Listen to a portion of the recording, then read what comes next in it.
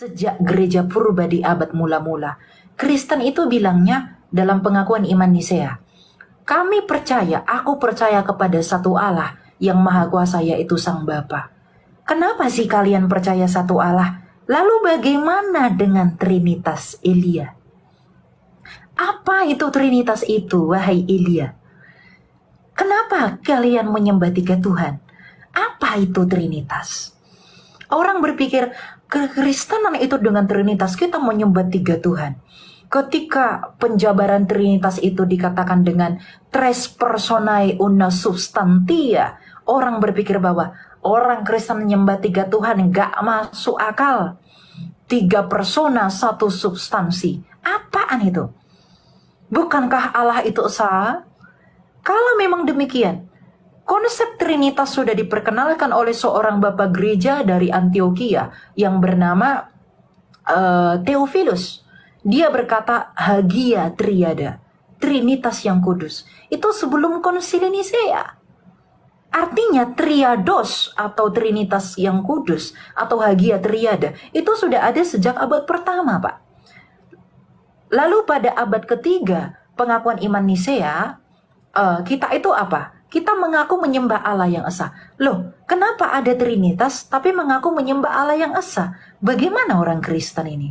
Untuk itulah kita perlu mengerti penjabaran arti Tritunggal itu. Kita perlu tahu apa itu Allah Trinitas. Jadi begini, Trinitas itu atau Allah Tritunggal yang esa itu tidak berbicara tentang jumlah Allah, tetapi berbicara tentang bagaimana Allah yang esa itu menurut Alkitab. Jadi Allah Tritunggal itu sama sekali tidak berurusan dengan jumlah-jumlah Allah, tetapi Allah Trinitas itu berurusan dengan bagaimana sih Allah kita yang esa itu. Kita buka di dalam Kejadian. Ya. Jadi Kejadian 1 ayat 1, 2 dan 3. Ini realitas ya, Pak. Kejadian 1 ayat 1. Pada mulanya Allah menciptakan langit dan bumi. Ada Allah yang menciptakan langit dan bumi. Kedua, bumi belum berbentuk dan kosong. Gelap gulita meliputi samudera semesta dan roh Allah melayang-layang di atas permukaan air. Ada roh Allah. Ayat 1 ada Allah. Ayat 2 ada roh Allah. Ya ayat 3, berfirmanlah Allah. Jadilah terang, maka terang pun jadi. Ketika Allah itu berfirman, kata kerja, berarti ada kata bendanya yaitu firman. Berarti Sang Bapa atau Allah tadi itu punya firman. Maka Allah yang disebut Sang Bapa, kenapa dia disebut Sang Bapa? Karena dia adalah asal usul segala sesuatu, pemelihara segala sesuatu, sumber segala sesuatu. Allah yang esa itu disebut Sang Bapa. Dialah yang tak terhampiri, dia terang yang tak terhampiri. Dia Allah yang transenden, bukan imanen. Nah, di dalam diri Sang Bapa yang adalah Allah yang esa itu, dia memiliki akal budi. Akal budi atau firman, logos dari bahasa Yunaninya artinya ilmu. Akal budi yang secara kekal berada di dalam dirinya sejak mulanya. Yang dengan akal budinya itu ia menciptakan segala sesuatu yang disebut sebagai firman. Kita lihat di Yohanes 1. Apa itu firman itu? Ya. Yohanes 1. Sebentar ya. Kadang kalau buka Alkitab oke. Yohanes 1. Pada mulanya sudah ada firman. Firman itu bersama-sama dengan Allah dan firman itu adalah Allah. Ia pada mulanya bersama-sama dengan Allah. Segala sesuatu dijadikan melalui firman, dan tanpa firman tidak ada satupun yang telah jadi dari segala yang dijadikan. Jadi Allah kita yang esa yang disebut Bapa itu, dia menciptakan segala sesuatu itu melalui firman-Nya yang kekal di dalam dirinya.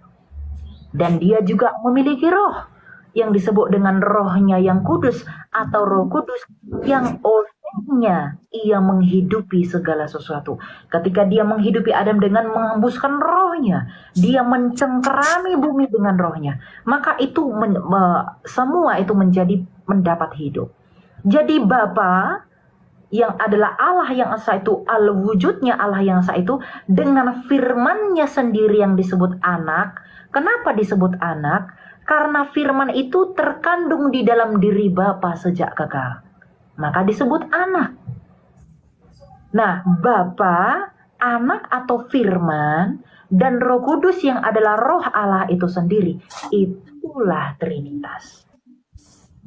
Jadi Trinitas, saya memastikan saja, redaksional Bapak itu muncul di Alkitab atau tidak, atau perspektif kita saja? Karena kalau karena itu ini ya. Bapak tidak pernah baca Alkitab kah? Yesus itu mengajarkan doa Bapa kami enggak, Pak? Bapa kami yang di surga. Betul enggak? Iya, maksud saya identifikasinya kok maskulinitas ya?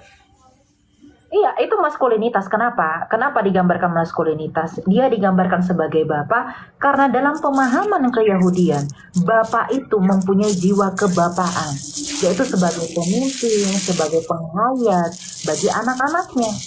Kan dikatakan anak tunggal Bapa yang menyatakan. Jadi itu budaya mereka, Pak. Kita nggak boleh intervensi itu. Orang Indonesia nggak bisa memahami bagaimana orang-orang Yahudi berpikir. Bahkan di dalam literasi keyahudian itu ada doanya juga yang berkata Abiat atau apa itu. Itu yang berkata mereka memanggil Tuhan itu sebagai Bapa juga. Hashem itu ya perjanjian lama. Karena itu budaya mereka, kita nggak bisa intervensi itu. Jadi ketika Yesus mengajarkan Bapa kami yang di surga, itu artinya kita datang kepada Bapa yang menjadi asal-usul segala sesuatu itu. Makanya dikatakan apa? Bagi kita hanya ada satu Allah saja, yaitu Bapa, dan satu Tuhan, yaitu Yesus.